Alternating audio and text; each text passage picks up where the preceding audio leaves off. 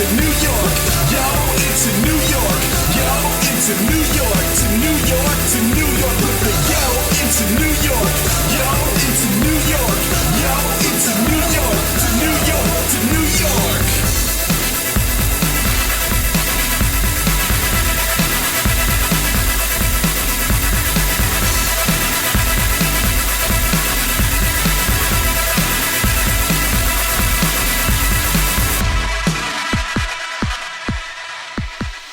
And welcome to Crash Chords Autographs. Today, Matt welcomes kristybee, solo nerdcore rapper from Virginia Beach and member of the rap group, the Nerdlucks. Another musician privileged to work with some of the best in the industry, kristybee has exchanged collaborations with the one and only Schaffer the Darklord.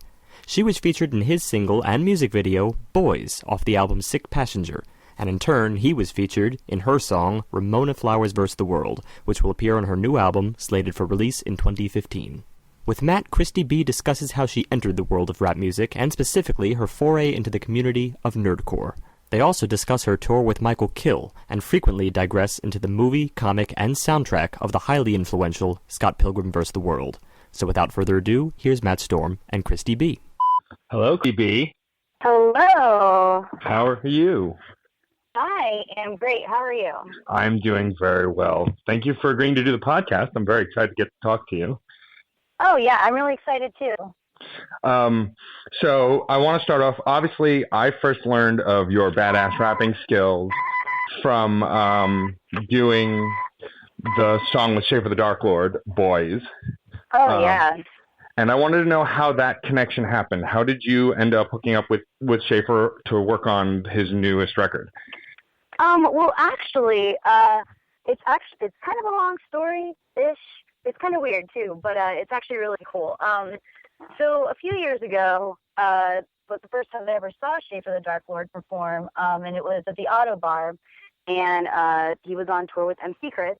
And, during his set, obviously he was like, hey, like, I have social networking and all this kind of stuff, so you can find me on there, you can find me on Bandcamp, all this stuff. So, of course, me and one of the members of the Nerdlucks, Control-Alt-D, or Daniel, of course, we get home after, seeing such an awesome show, and we friend him on Facebook and stuff like that, yada, yada, yada.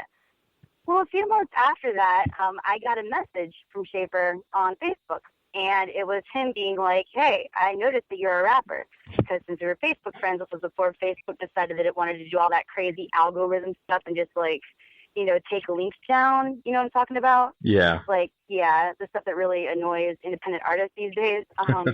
And so I guess he had seen some of the links that I'd put up to, like, new Nerdlucks releases, and, like, he listened, and he was like, I'm very impressed. And I was just like, oh, my God, Schaffer the Darklord's messaging me on Facebook. What kind of Twilight Zone episode is this? And I was really stoked. So that kind of, like, opened the doors for communication with us. And then we actually became friends before anything else, because, like, we have a bunch of similar interests, like, music-wise and, and otherwise, too. And I actually ended up just kind of ranting to him a lot about, different situations that I had been put in, with my job and all of that. And I mostly just ranted about guys just being awful. Yeah. I mean, being, like, the only girl in quite a few situations, like, at my job and, at home and just anything like that. It was always me ranting about, like, these guys just think they can do whatever they want, da-da-da-da-da. And then he was like, you know what? Like, probably about, like, after, like, the fifth time that I ranted about this, and he was just, like, so, upset for me. Just like, you know what? We need to make a song about this. And I thought that it was just going to be, like, a single release maybe that, had nothing to do with an album that he was working on, like, kind of like how Warrock does his stuff, where he'll just, like, release a song every day or something like that. Sure. I really thought that it was going to be, just, like, a one-time little thing, but it grew into something much bigger than I ever expected it to be, and that's probably over the span of, I want to say, a year and a half, 2 years, our friendship became more or less something of, like, a professional relationship where he has been helping me and coaching me through this whole transition into actually being one of the rappers at the big kids table. That's really cool. Yeah, it's funny too because like when Sick Passenger came out, there were a bunch of songs that I knew because I'd been friends with Schaffer for a little while already at that point. And we had done an interview for my website before I was doing a podcast years ago where we talked about how my favorite song was Tom Girl and how when is it going to be on an album. So when that album came out, I had known quite a few songs. But I remember getting to Boys and being like, what is this? This is amazing. Who the hell is kristybee? She's so awesome. And then like I dived down the rabbit hole of the Nerdlucks and everything. And when the best rap show ever happened earlier this year, gosh. and I was there and like I arrived to the show and I was shouting with Nelson Lugo and I kind of did a double take when I saw you sing at the bar. I was like, oh, they're going to perform Boys, yay. And then you did, and it was amazing, and I was blown away. Yeah, that was a great night, actually. That was the first night of the tour that I went on with kHill, and it was everything that I had hoped it would be and more. And because that was also a night where I got to, like, fangirl out about, like, quite a few people that I hadn't gotten to see in a while and or hadn't ever met, like Damien or MC Frontalot. Finally got to meet him, and I was extra stoked on that. And everyone was just super duper awesome, and I was really stoked and excited. It was an excellent kickoff to tour. Yeah, and I mean, like, that's why I chose to write about that show, too, because it was one of those things where I didn't just go to that show and get to see a bunch of rappers that I enjoyed, but because of it, I became friends with Tribe One and kHill, and I've successfully curated a very strong internet friendship with the two of them and with you just through the internet, and it's been very cool to see artists that I really admire and like kind of just geek out and exist, and it's kind of awesome. I wanted to talk a little bit about the Nerdlucks, and it's funny too because I know you've been rapping with the Nerdlucks for a while, but I discovered you as a solo rapper. So immediately after I heard Boys, I was like, oh, well, I'm going to go get her album too now. And I looked online and couldn't find anything, and then it brought me to the Nerdlucks, and I was like, oh, she's in a group. Oh, cool. And of course, I got all of the Nerdlucks stuff. That's really exciting that you actually looked into all that. I know that I don't have a solo album out yet, and I keep talking about it. I'm like, soon, guys, it's coming soon, and it is. I promise you. I do have tracks that I have recorded. In fact, we're coming up on the 1-year anniversary of when I think we just passed it, the 1-year anniversary of me going up to New York to record some of my tracks for my solo album, and there's still tons of stuff that I have to record and do final copies of and all of that. So. But as for the Nerdlucks stuff, I mean, some of the stuff that's been up there has literally been up there since the first time we decided to set up a recording booth in Daniel's closet and just see what happens. Yeah, and I mean, it was just kind of cool to see that, like, I had known you just from the one song and then found all of this other stuff that existed. Have you been rapping for a long time? Were you into it since you were younger, or is it something that you got into more recently? Well, I've always had a background with music. I mean, I grew up in a very musical household. My mom was a band nerd. My father had nothing to do with music aside from the fact that he was an avid record collector. I mean, he taught me the ins and outs of how to keep and curate a record collection, which is why I completely look up to my parents in that aspect when it comes to music. They're the ones who planted this seed in my little brain. And then when I got into high school and everything, you go through that whole experimental phase where you're like checking out different music and stuff like that. And I was a big theater and chorus nerd, a lot of district chorus, city chorus, musicals, whatever. But it wasn't really until Daniel and I had seen MC Lars, and we were like, you know what, this seems like a lot of fun. And we were both brought up on, well, I say brought up, I mean, in middle school and everything, we got into, the Tony Hawk soundtrack, so that's, a lot of, punk rock, but it also had a lot of rap on it, and we're both really big Beastie Boys fans. And there's a third member of the Nerdlucks, and that's Rusty, Decepticon, and, we were all just like, yeah, we can totally do something like this. And so I hadn't been rapping, well, that's a lie. I did rap at karaoke night a couple years prior, but I mean, that was never an aspect of music or any genre that I actually, I couldn't see myself doing that. Had you asked me this probably 5 years ago, I would be like, me rap? What? I'm gonna leave that to the big boys and big girls. But no, it all happened so quickly. I'm just a performer at heart, honestly. I got a big heart for music, and this being the genre that I have found my home in is actually pretty interesting and awesome. Even my parents think that it's cool. Like, so there's that. That's awesome. Yeah, I mean, I would never have guessed that you got really into rapping yourself very recently. You sound like a natural. I mean, I've heard tons of rap, and I mean, you were one of the first rappers in a long time where I literally was flabbergasted and got really into it. So you definitely have a direction in rap for sure, and I'm so excited to hear that you are still working on a solo record. Because I think that's going to be really great. I think that you have a unique voice in rap that I've not really ever heard before. So I'm excited to hear more of it. Thank you. Yeah. I like to, at least in some part, acknowledge my background of being an English nerd to that, because I was really big into poetry in school and all that, and we would do those little book fairs. I don't know if when you were in grade school they ever gave you those books that were the blank page hardback books, and they were just all right, have at it, right? Oh yeah, totally. And then fill the ending pages up with as many poems or whatever that you want. And I remember in the third grade, that's when I started, I had a rhyming dictionary. It was by Scholastic or something. And I've always fancied myself a writer in that aspect. I've got a lot of things to say all the time. And it's been that way for years now. And this is a really nice, awesome outlet because it kind of combines both my love for music and my passion for writing. I can be a little bit more verbose rather than being a singer. And I don't know, I don't think you can fit that many syllables in if you're actually carrying on notes and stuff. Does that make sense? Yeah, totally, it does.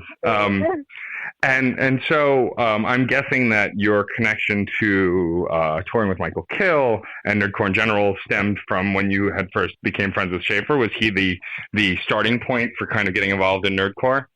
I think actually my friendship with I think it was Niles, Tribe One, who there was this big show back in I think it was 2012. Yeah, that was the No Friends show, and it was at a pizza place in Chesapeake, Virginia. And I remember Niles hit me up on Twitter and was just hey, we got this tour rolling through, and I didn't know if you wanted to help us out with getting a date in Virginia because we're coming to that area. And of course, I was actually walking through a craft store with Daniel and Rusty, and I get this direct message on Twitter, and I'm freaking out in the middle of this place. It's like that scene in That Thing You Do, when they hear themselves on the radio. Radio, yeah. It wasn't even that big. It was just a direct message on Twitter. And that's how I became friends with kHill, because the tour was Tribe One, kHill, Adam Warrock, and Jesse Dangerously. And that's how I became friends with them, because up until then, I think Schaffer and I had just been talking sporadically throughout Facebook. It wasn't really a big, huge thing yet. So that was also kind of a way to get us in the door to be kind of known on that circuit, which is really awesome. So they kind of weren't really related, I don't think. Now that I think about it, that's the first time I've ever tried to make that connection. And everyone was just kind of coming to us because we were the young come-ups in Virginia, and there aren't that many independent nerdcore or otherwise rappers in Virginia that would have been able to help them out with a show like that, honestly. Well, it's pretty cool then that you guys got to be, the guys, because you were there, and it's, kind of a right place, right time thing, which is kind of awesome. And I totally get that. I get that moment of so Schaffer was recently on my other podcast, which is an album review show that we do in person. We have a guest, they bring an album, and I finally got him on the show. And when he got to my apartment, I still had this moment of, oh, I'm recording with Schaffer the Darklord. This is awesome, because I'm a fan of his music as well as a friend. And it's kind of awesome the way life kind of turns. I mean, you were talking about your parents influencing your interest in music, even though they weren't specifically musicians.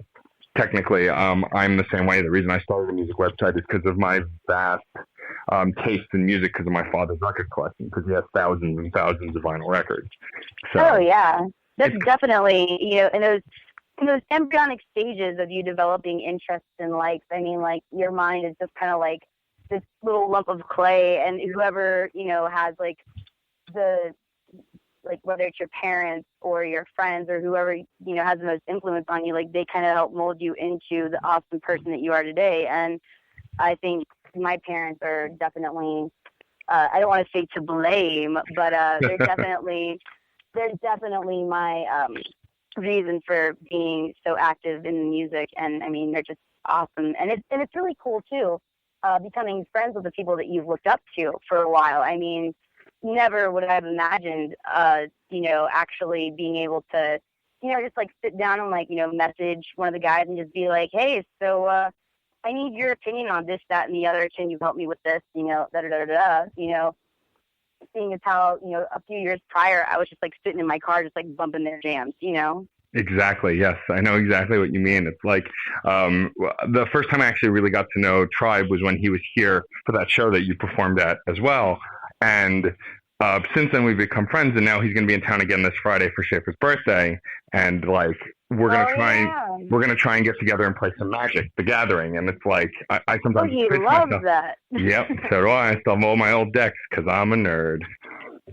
And yes, so I really wish that I knew more about Magic. One of my old roommates knew a lot about it, and then when I went on tour with kHill, and like we ended up linking up with Niles and Eugene quite a bit on that tour. Mm-hmm. So it was just like they would have their nights where they would just Magic the Gathering the heck out, and I'm just like, oh cool. Well, I'm just gonna sit here on the internet and look at internet things while you guys play Magic. But it's also it's awesome. Like I don't ever. If I ever do joke anybody for playing Magic, it's never any ill intent. It's always just me being a turd.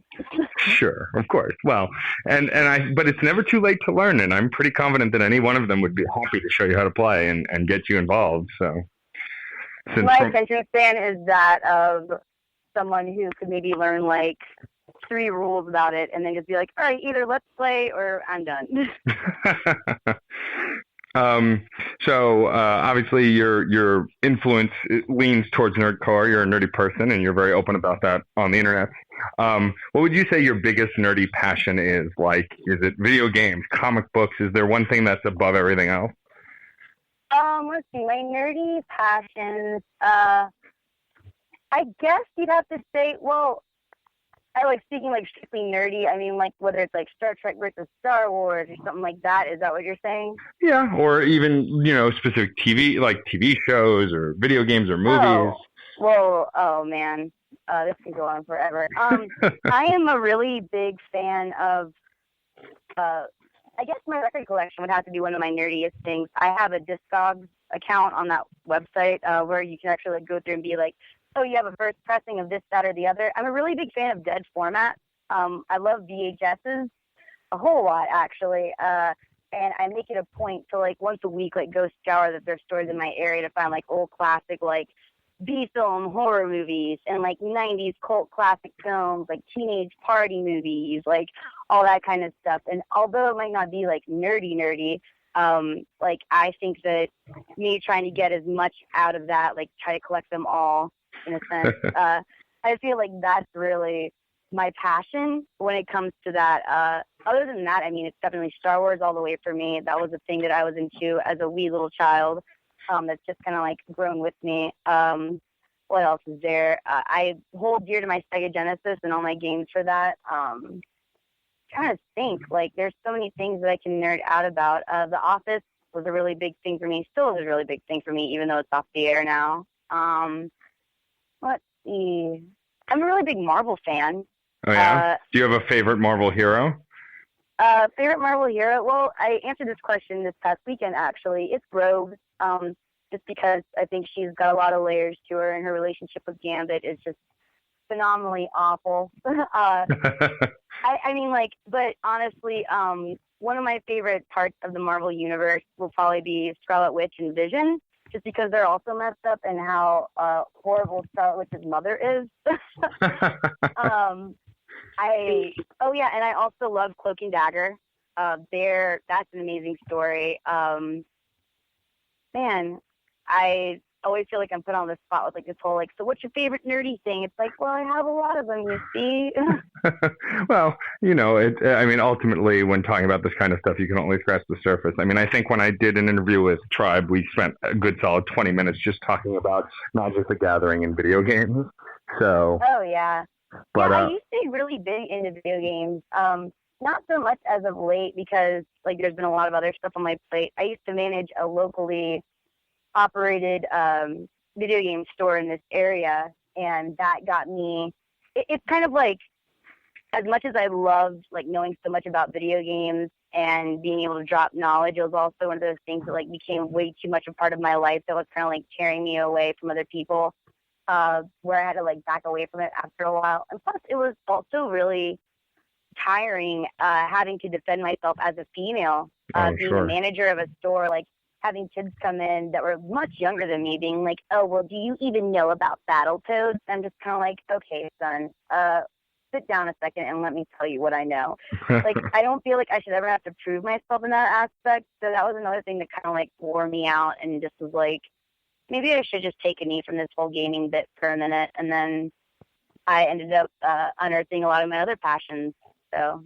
Yeah, I mean, just observing, it's exhausting. So I can't even imagine experiencing it. I mean, it's aggravating on a daily level, being a white dude in gaming and all the bullshit that everybody else goes through. And, you know, obviously I'm not put through it. And it sucks also that I feel like no matter what I say or do, the majority is still winning. And it's bullshit, you know. The stuff that you guys have to go through. And, you know, that's why I think a song like Boys is so important, you know, because you guys essentially targeted nerd culture and said, hey, assholes, wake up. And, you know,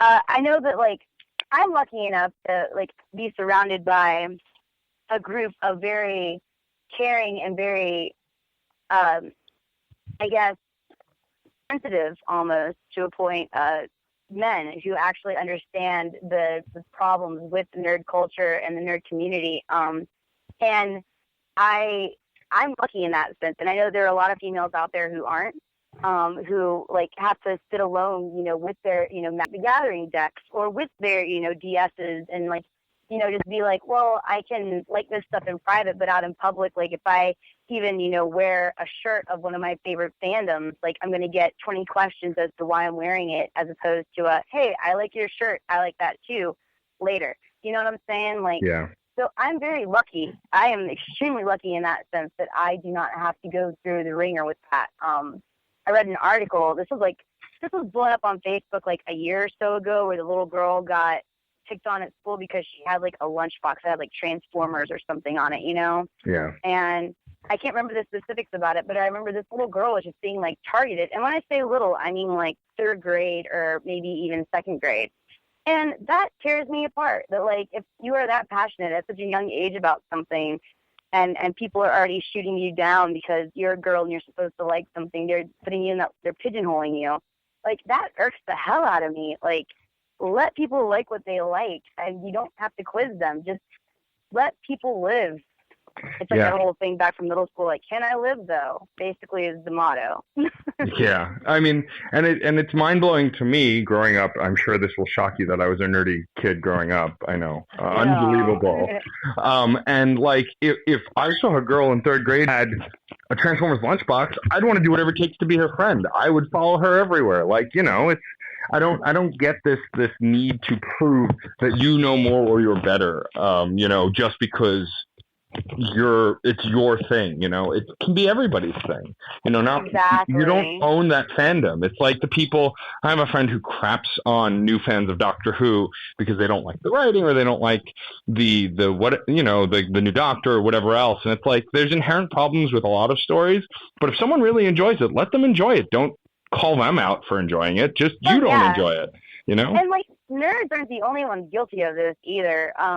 I think that a lot of it is also the internet makes it a lot easier for people to like complain about things and point things out and make things a big deal, like the music scene, like different genres and stuff like that. I mean, for years, you know, people are like, oh, well, you're just a poser. I know everyone remembers that from like the 8th grade. Everyone's like, oh, well, you listen to Green Day and Blink-182, you're not punk rock, or you're not this, that, and the other. And it's just like, we're all guilty of it at some point. We're all little elitists at some point. But eventually you have to like grow up and shake that, because you're not the only person that is allowed to like something. And I think that's like, I target nerd culture because like I go to conventions and festivals and, you know, I cosplay, and I've got, you know, plenty of people that are friends in this community that are the same as me. And so it's easier for me to talk about that in that respect, because I think that I'm around it more often. But I mean, that can be said for like anything, honestly. I think that, you know, the music scene is like that. I don't know if sports fans are like that or not. I'm going to go on ahead and assume sure. Yeah, I mean, you definitely come across it. I mean, and it sucks. You know, I try, and you know, I mean, I do a weekly album review show, so I try to not be, you know, I try not to have a prejudice about any kind of music. And, you know, I'm often surprised when I don't have a prejudice, and then I find something that I actually really like that I didn't think I wouldn't. You know, growing up, I had a huge prejudice against country music for no reason other than I just didn't like it. And I think everyone goes through that phase. Fair enough.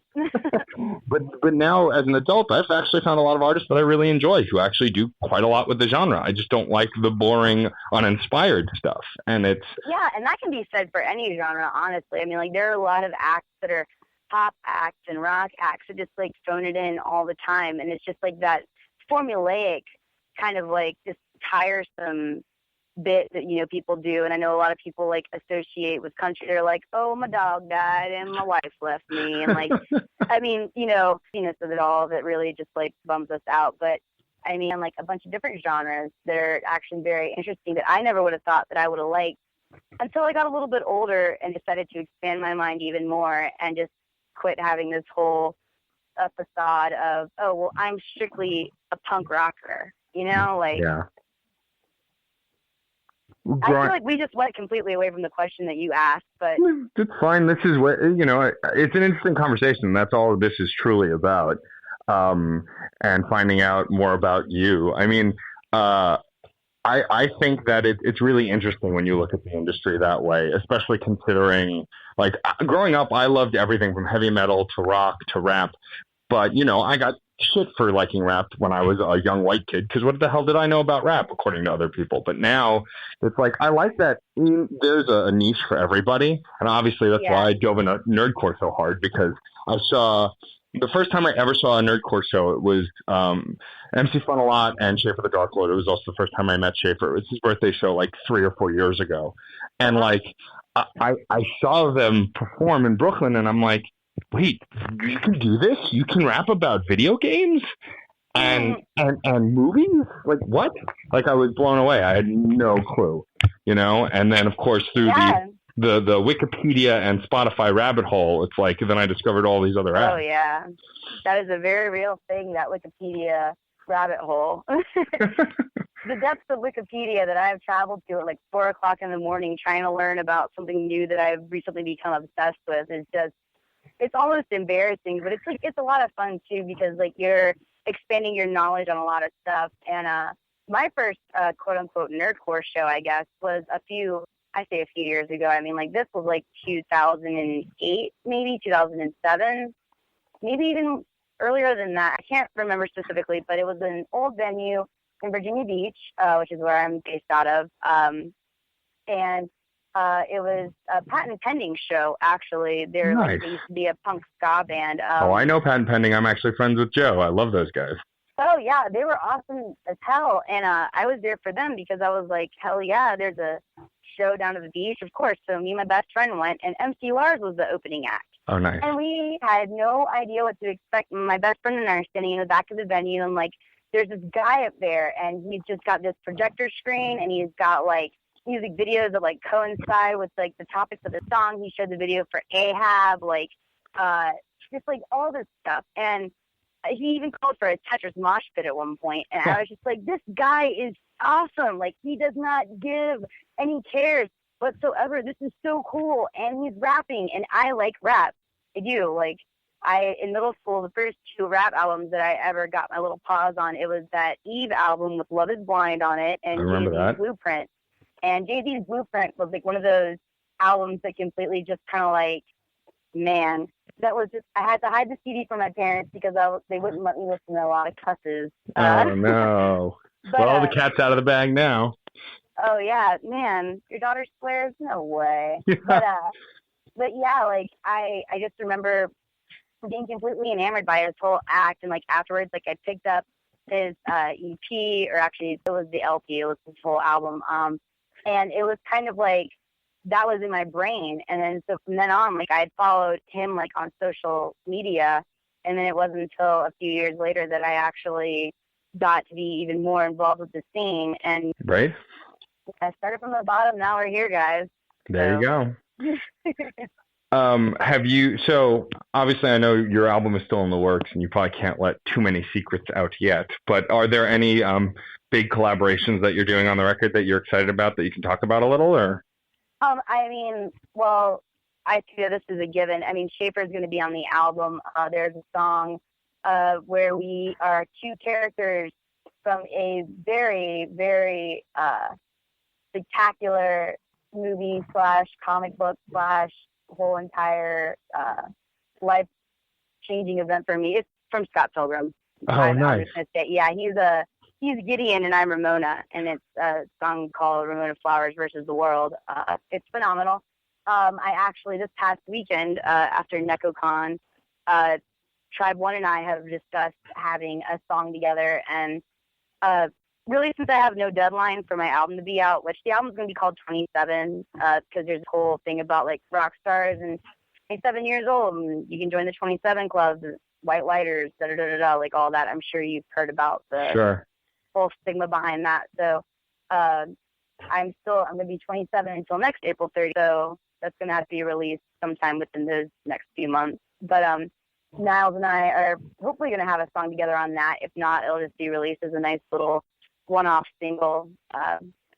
But as of right now, those are the only 2 features that I have, like, definitely. Okay, well, I'm already sold and will buy the album day one. Not that I wasn't going to anyway, but because you mentioned my favorite book of all time. Oh, yeah. So wow. The funny thing about my first interview with Schaffer is before I had the means and technology to have a podcast. So it was a transcribed interview from a audio recording at a bar that we did. And we have like a 20-minute digression about Scott Pilgrim when I interviewed him. And since like either of us bring it up, that's it. The whole conversation's dead. It's only Scott Pilgrim for like the next 20 minutes. So the fact that you are making a song about Scott Pilgrim makes me very excited. So that's very cool. I was sold on Scott Pilgrim the minute that I touched one of the books, and then the movie came out, and I remember opening night of the movie, I left the theater, my cheeks were hurting because I had smiled my whole entire way through watching these books come to life in such a way that was like easily digestible and just like visually stunning and just witty and hilarious and just everything that the books were, but packed into this visual experience that could just like, it pleased the escapist in me. Yeah. Well, yeah, I walked out of that movie and I was like, so they made a movie for me, but what about everybody else? Like, I felt like that movie was just made me. I connected to it so much, you know? Oh, yeah. I mean, like, it's phenomenal. And, I mean, I wouldn't have changed a thing about it, honestly. Something that to the screen adaptation of it, I mean, like, there's always going to be things that are like that they just don't acknowledge. And I think that with Scott Pilgrim versus the World, I think that they kind of just nailed it entirely, and they made it just perfect. And I mean, like, I've talked to some people who are like, yeah, but I really wish that they would have, gone into this. And I'm like, no, there's too many, like, tangents that are, like, perfect for the book, but the theme of the movie and everything that happens in the movie, I think it's just perfect for people who actually maybe want to get into the books. Absolutely. Like, I had only read the first book when I saw the movie, and then I immediately went and bought the entire set right after I saw it, Yeah, Brian Lee O'Malley is a freaking genius. Have you read Seconds yet? Not yet. I've been meaning to, but I have not yet. Oh man, you're gonna love it. It's funny. I went to Comic-Con a few years back, and I was cosplaying as Scott. And I walk by, but I think one of his editors was, or someone from the company that sells Scott Pilgrim. And like as I'm walking past the booth, someone grabs my arm, and he's like, "That's awesome! Here's a free bracelet, and a free this, and a free that." I was like, "Woo!" That is so cool. Yeah, I actually cosplay as Ramona Flowers, like on the regular at conventions. In fact, this past Saturday at NecoCon, Schaffer and I were actually Ramona and Gideon. So excellent. That's amazing. That. Yeah, on Halloween, I was Scott this year. Well, Scott with long hair because I couldn't be bothered to cut my hair. Oh my gosh, your hair's looking shaggy. Yeah. Exactly. That would have been a perfect thing for you to do. Just have the hat with you, and anyone who says anything otherwise, just put the hat on. And then act all like frantic. You're just like, oh my god, it was a better short, wouldn't it? I think another thing that really made that movie such an incredible experience was the soundtrack. I've never heard a soundtrack for a movie. Yep. Mm-hmm. The fact that Beck did all the songs that were like the Clash at Demon, well, not the Clash at Demon Head, actually, that was Metric, but all of the Sex Bob, and then like Crash and the Boys.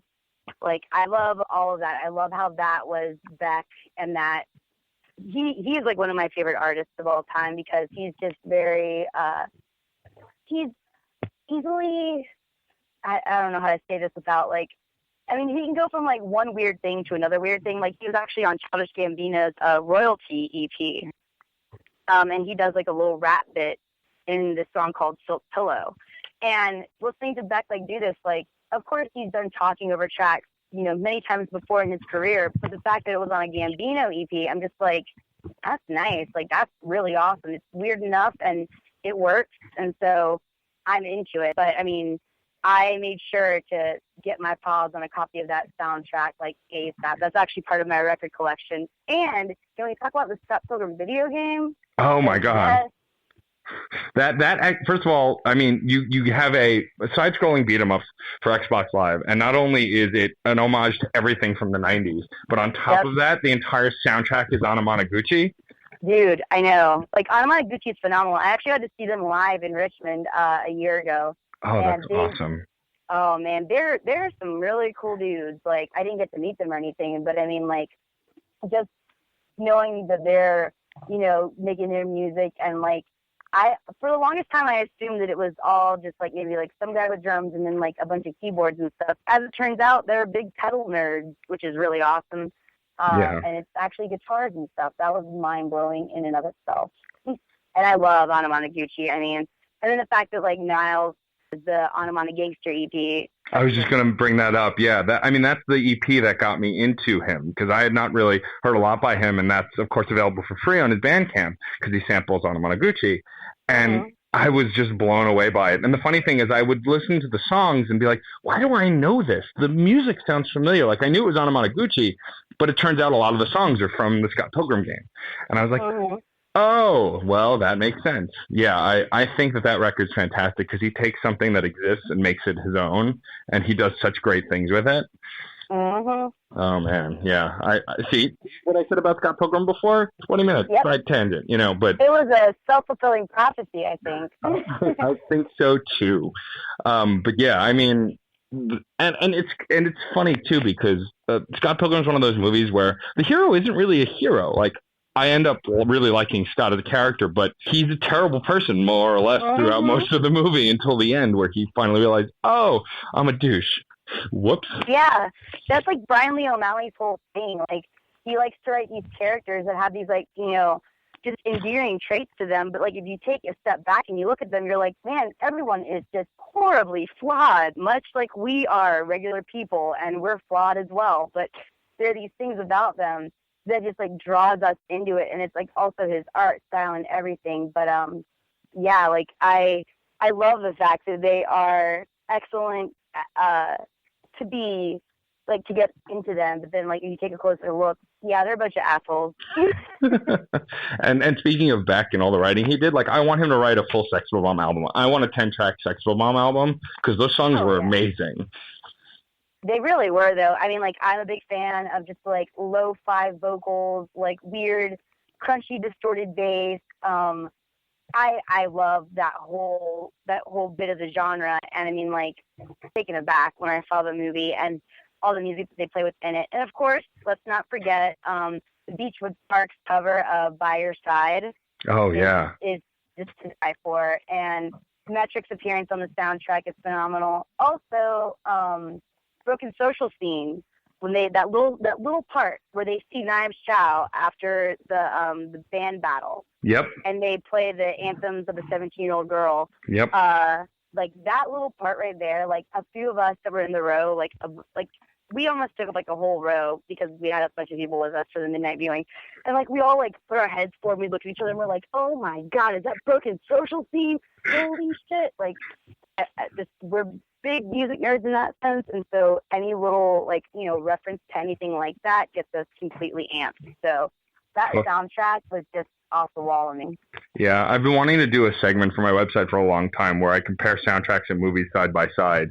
And the first one I talked about doing, though, it was a year ago that I wrote the intro article for it. But the first one I was going to do was compare the Scott Pilgrim movies side by side with the soundtrack. And do they measure up together? Do they help hurt? Obviously, they help each other. Spoiler alert. But like, I still want to write that article because I think it's fascinating how good they go together, whereas a lot of movies seem very divorced from the music that's in them, or it's background and backdrop, not actual influence on the content.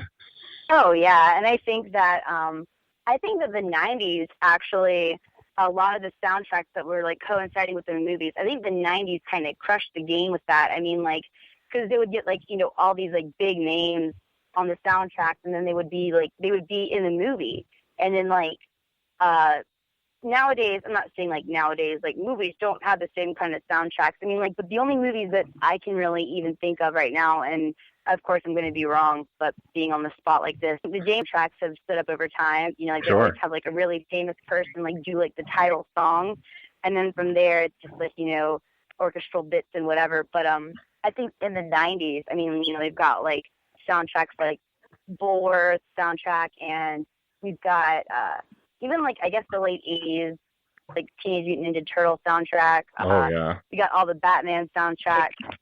I don't know, like I think of the 90s, the late 80s to the 90s, maybe even early 2000s. I think those soundtracks really had their fingers on the pulse of what people liked about the music that was inside the movies, and then they made it, you know, like a thing. Like I had never wanted to pick up a soundtrack for a movie recently until I saw Scott Pilgrim. Yeah. Like that's how much the soundtrack had an influence on me, and that's how much it impacted me. So. Yeah, and since you mentioned it before, the original Ninja Turtles movies, their soundtracks are amazing. And if you haven't heard it yet, I think it was for a Kickstarter goal, or did a cover of TURTLE Power from that original Turtles movie. So if you have not heard that yet, please go look it up because it's fantastic. Yeah, no, I actually of everything, like I'm like actually really cool with random. Like Raheem comes through here, like he's played Virginia Beach a few times, and like that's one thing of his that I didn't know. But then again, all of my friends within that scene, like honestly, they release so much music that like there's usually a handful of them that like I know most of their catalog, but like people like Eugene and Raheem and all of them, like they've got like millions of songs, and I'm just kind of I feel like such a little baby. I don't know all these things, but yeah, I know everything. I've slowly caught up with Adam Warrock's stuff over the last year or two, but it took a while. Like, it was funny actually. I was home most of the day while he was doing his 24-hour rapathon. So every time, like, I would just refresh an hour or so and then download the next song and listen to that song. And like, so I made it. And it's funny. I'm such a music nerd and I have to organize everything that I have an album set up on my iPod called 24-hour rapathon and all of the songs in the correct track order of release from as he was releasing them on the Tumblr. Yo, I respect you for that though, because I mean, like, I try to keep my music organized like that too. That was a really big thing for me a while back. Me and my best friend, he actually had one of those Dell jukeboxes, I think. Was that wow. Yeah. Yeah, I remember like when they had like the Zunes and then like the iPods were like on the come up, and then like it was a Dell jukebox. My friend and I got really into like organizing our music. Like we got like a compilation. Like the album title would be, you know, this compilation album, and then like it would be like the song track / the artist as like, the song title, and then the yeah, so when it comes to organizing music on an iPod or whatever music thing that you use, I love that I get to meet people that are just as awesome. So oh yes, I'm definitely, if nothing else, OCD about keeping that stuff organized. It's to the point where recently I for whatever reason, a certain album I had downloaded through iTunes didn't have the right track order. So when I was listening to it on my iPod, it was in the wrong track order, and it irked me so much I had to delete it and reorganize it. I couldn't just let it be because I had it on my iPod already. I had to fix it. Kindred spirits, man. Let me tell you, that's a real struggle. Like, honestly, like, and some people, like, if I have like another one of my friends' iPods or whatever, and I'm looking for something, and like, I'm also I guess this falls into like the spectrum of, being nerdy about certain things. Mm-hmm. Like, I can't just have like an artist up there with like one song underneath the name. Like, it has to be the whole entire album, even though I only like one song off the album. Same here. And I don't know how it came to be so bad. It's just really like an OCD thing for me, I think. Then I definitely understand the whole like deleting it and then like, editing everything and then like putting it back on there. Just recently, I did this yesterday. I discovered someone named The Living Tombstone. He's an Israeli remix artist, and he did a remix song for Five Nights at Freddy's, which is this really creepy Steam game where you're locked in a Chuck E. Cheese kind of place, and the animatronics roam and will kill you if they find you. Oh my God, that's like my worst nightmare. What? Mine too. And so he made a song about it, and it's this really catchy techno song with poppy lyrics about this terrifying situation. And so I wanted that song, but I was like, well, I can't just download the one song, because then, like, what else will I listen to? So I scoured his catalog and found at least 10 other songs that I liked, so I could have that one song on my iPod. And there you go. And this is why we are friends. The next thing I wanted to ask, actually, after that huge, awesome tangent, was so obviously you're working on a new record, and I'm sure you have any plans to go on tour soon and hit up some states, or are you taking a break to focus on the record? Not really soon. I know that I want to get something again, like maybe in February or March. Because going out on the road last year with kHill was actually kind of a last-minute thing. Mm-hmm. And I wasn't that prepared for it, but I was prepared enough to be like, all right, let's just do it, YOLO. So next time I hit the road, I do want to have a full length with me. And I would also like to travel in the months that are not so frigid and snowy and icy and just dangerous. Because I would like to go back up to New York, and I want to make, like, I kind of want to go out. I want to go, like, over to Philly. I want to go to Pittsburgh. I would like to travel down south some too. This is all me kind of like just brainstorming right now out loud, actually. But do you want to hit the road within the foreseeable future, like preferably before my next birthday, because that's when the album is just still going to be very relevant. Sure. It'll be relevant no matter what. But I mean, like, I absolutely agree. Yeah. But I definitely want to get everything just like squared away with it, because right now I've got maybe 5 or 6 songs that are like definite, and then everything else I'm just going to be like, I've got Daniel from the Nerdlucks working on a couple of beats for me now that are going to be sampling some really cool things. So I want those on the album for sure. But I don't really have any plans in like, the next like month or so. Like that's just going to be me recording and everything like that. Playing shows locally. I'm actually doing I'm doing 2 solo shows in the near future. I'm opening up for Dean Buggers, this guy named Tim. I know Dean D. Yeah. Oh my God. Yeah, he's super rad, and he's going to be coming through Virginia Beach in the future, and I'm going to be opening for him solo act. And then Rusty, the third member of the Nerdlucks, he's got another band called Trustfall. And they are actually more of a 90s streamo revivalist group. Just like really like dark. They're a 3-piece, and they're amazing, and they're making big moves, and they're doing a lot of stuff, and they're going to have their album release show in Virginia Beach, and I'm going to open for them because we're all really good friends, and they love doing the mixed genre shows. We all had our hand in this place called The Shack. It was just around for a year, and kHill got to play there. Tribe One got to play there. Random played there. Louis Logic got to play there. Nice. yeah, like we had a lot of really awesome shows there. But in that time, we learned that mixed genre shows, like you have like a rap group play, and then you have like this like indie band play, and then you've got like you can just mix up everything, and the show is just so refreshing and awesome. Because don't get me wrong, I love just like straight up like rap shows and straight up just like punk shows, but I mean that's just a lot of fun to have. Plus, I think it's an accurate representation of what they embody as a band, as people, and also just as a full ensemble. So Sure. I'm going to be opening up, just rapping about a lot of my sad girl stuff, Nice. which will be a lot of fun. And I say sad girl stuff, and I noticed that I've been using that a lot to describe what I rap about in my solo work. And it's not like depressing, da da da da da, OMG, I'm so upset about this breakup. It's just more or less like if I took a couple of pages out of like a diary that I don't really like, I don't write in a diary, but I mean like if I would just take a couple of pages out of there, take some of the like more sad aspects of it, and just be like, hey, but guess what? Like I'm still alive after all this, so I'm gonna keep doing me, basically. So when I say sad girl, it's not like just depressing, grim stuff.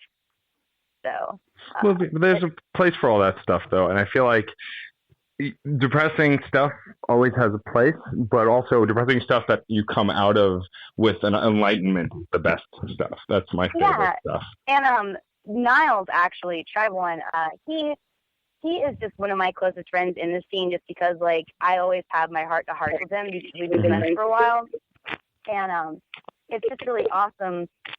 Because I was like, dude, I have a song that's like, my life is just an Ouroboros of bad choices, like all this kind of stuff. And I don't really know where all that fits in genre-wise, like, because I don't think my solo stuff is necessarily nerdcore. I might make references to certain things, but as a whole, it is not necessarily a nerdy experience. Mm-hmm. And he was just like, well, the thing about rapping about your feelings is that everybody's got feelings.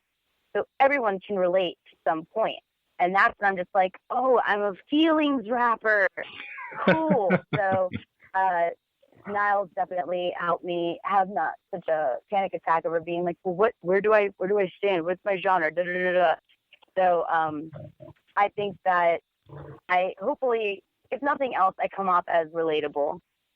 Oh, well, I can't imagine you wouldn't. And also, I mean, I found with a lot of the nerdcore rap is that it's not always just nerdcore because it's got nerdy content. It's the people who make it, too. I mean, if you look at Michael Kill, a lot of his music is depressing and life experience and stuff. He doesn't really rap about a lot of video games, but he's still a pinnacle in nerdcore because I think it's how he operates and what he's passionate about. And I think, honestly, it's a community for people who just are looking for somewhere to be. And I think that's really the thing about it. It's a really awesome and accepting community. I mean, honestly, like, again, if you'd asked me 5 years ago, like, if you decided to make a solo thing or a group, musical experience for anybody or with anybody, where do you think you would see yourself? I would probably just be, like, on a DIY circuit, just, like, not really affiliated with anybody, but just, like, we have to, like, boost ourselves up. Like, I know for a fact that I can speak for at least the group that I'm in, the Nerdlucks, and for myself personally, where we're not looking to get signed with any of our stuff. I mean, being an independent artist is, there's like two sides to the coin. And I've learned the second side of it, being, around the guys, I say the guys, like, Niles and Eugene and all them, like, where the side that I see is just like, it's just nice getting your voice awesome, seeing people, like, come together as a community and help each other out and boost each other up. And then the other side to being an independent artist that's not, like, signed or anything, that has to do all this stuff on their own is, like, yeah, it is kind of like, not a poor existence, but it is definitely, like, one that you have to question, like, are you sure you're going to be okay, like, living off of pizza and ramen and stuff like that, trying to get your music out there. And I mean, I don't think I would trade any of this whirlwind experience for anything else. I mean, it's amazing, and I really don't know the turning point for when all this happened, but I can truly say that, like, I'm glad to be part of it. and I don't think that I would accept my life any other way at this point. I think that's a fantastic way to wrap up this podcast and a wonderful sentiment. kristybee, you've been a pleasure to talk to. It's been wonderful knowing you, and I'm so excited to see what you do in the coming years as a best rap whirlwind. Aw, thanks. Like, that's really awesome to hear stuff like that. And also, props to you, man, for, like, having an awesome podcast and just, like, interviewing all these people and, you know, actually showing the other side of the person that's on stage, because I'm sure sometimes the two of them just, they don't seem like they would coincide, but you're actually making us a lot more relatable, and that's really awesome. Well, thank you. It's something I've always wanted to do for a very long time, and you know, it was always just a matter of finding a means, and it's a blast. I mean, a lot of the best part about having a lot of the Nerdcore artists on is that I met you guys all around the same time, and we sustained this excellent friendship through the internets, and it's really curated by all of the things that we all love and are interested in, and